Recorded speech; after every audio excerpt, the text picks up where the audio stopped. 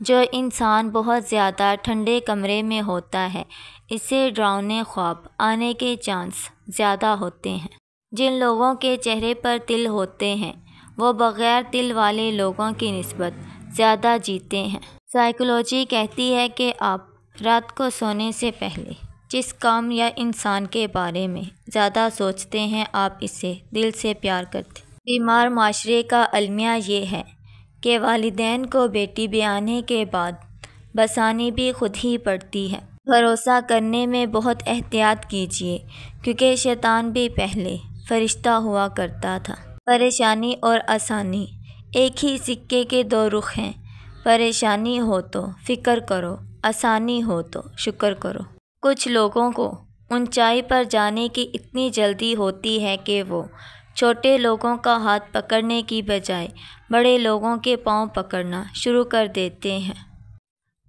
مغرور آدمی اس پرندے کی طرح ہے جو آسمان کی طرف جتنا بلند ہوتا جاتا ہے لوگوں کی نظروں میں اتنا ہی چھوٹا ہوتا جاتا ہے۔ جس معاشرے میں بھیک فرض سمجھ کر اور اجرت مجبوری سمجھ کر دی جائے وہاں مزدوروں کی قلت اور بیکاریوں کی کثرت ہوتی ہے۔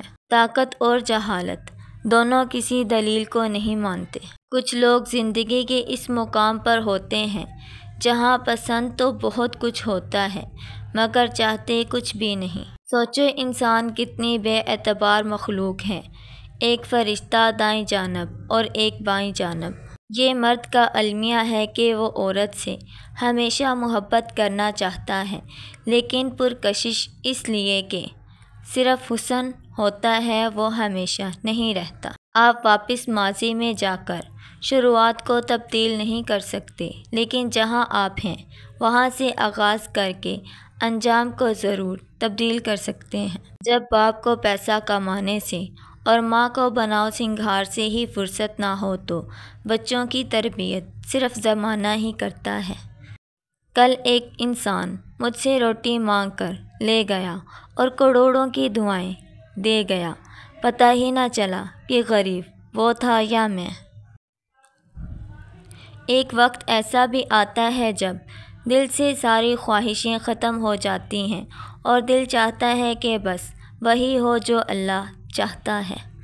عورت کتنی نازک ہوتی ہے، پسند کا سوٹ نہ ملے تو عید نہیں مناتی مگر ایک ناپسندیدہ انسان کے ساتھ چپ چاپ پوری زندگی گزار دیتی ہے۔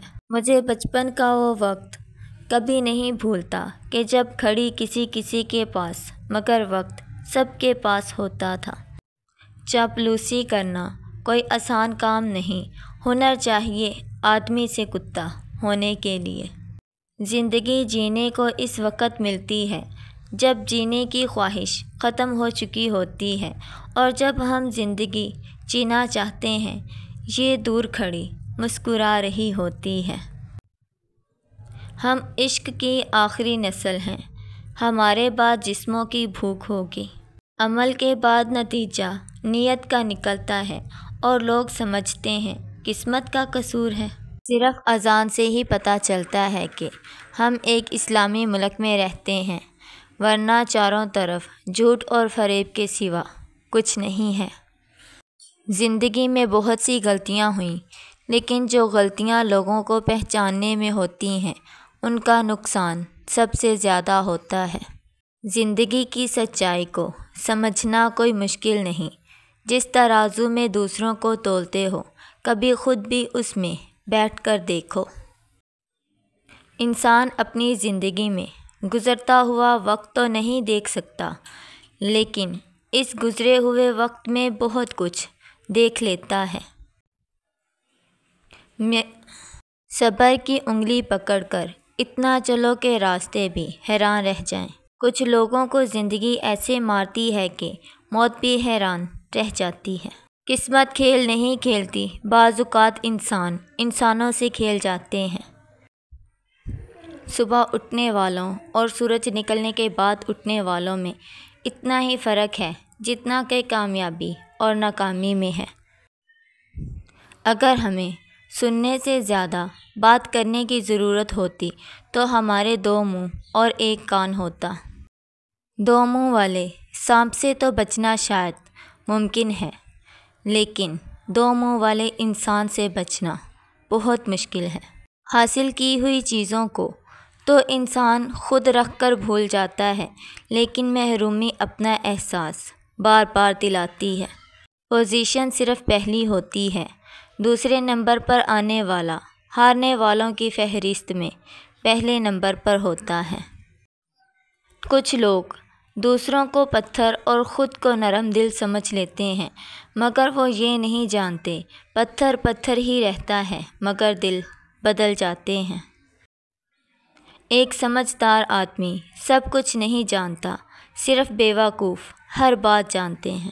عورت کے جسم سے نکل کر، عورت کے ہاتھوں میں پل کر، عورت کی جوانی کھا کر جب طاقتور بن جاتے ہو تو عورت آپ کو کم عقل، کم تر اور جاہل نظر آتی ہے۔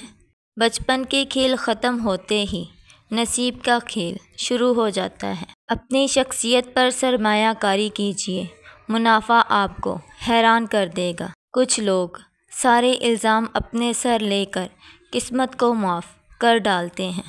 جب صرف ایک انسان ہی آپ کے سکون کا باعث بن جائے تو سمجھ جائیں آپ کا سکون خطرے میں ہے۔ میاں بیوی میں جدائی کے جادو کی 7 علامتیں اگر ظاہر ہونے لگ جائیں تو سمجھ جائیں کہ جادو اپنا اثر کر چکا ہے۔ کثرت سے شکوک شبہات کا شکار ہو جانا اور اس کے پیچھے کوئی بڑی وجہ نہ ملنا۔ بیوی کا خاوند پر یا خاوند کا بیوی پر بلا وجہ غصہ کرنا، یاد رہے یہ غصہ بلا وجہ ہوتا ہے، پیچھے کوئی سبب نہیں ہوتا۔ چھوٹی سی اور حقیر سی باتوں پر بہت بڑے بڑے جھگڑے ہونے لگتا ہے۔ آدمی کا اپنی بیوی کو یا بیوی کا اپنے خاوند کو بری شکل میں محسوس کرنا، جبکہ حقیقت میں وہ خوبصورت یا قابل صورت ہوتے ہیں۔ خاوند کا بیوی کے سامنے یا بیوی کا خاوند کے سامنے آتے ہی غصہ یا بے چینی محسوس کرنے لگنا۔ لوگوں کی اکثریت آپ کے ساتھ مخلص نہیں ہوتی، بلکہ اپنی ضروریات سے مخلص ہوتی ہیں۔ صرف ان کی ضروریات بدلنے سے ان کا اخلاص بدل جاتا ہے۔ غریب آدمی سے اکڑ کر ملنا اور امیر سے ملتے ہوئے مسکراہٹ سجا دینا حسن اخلاق نہیں بلکہ بدترین منافقت ہے۔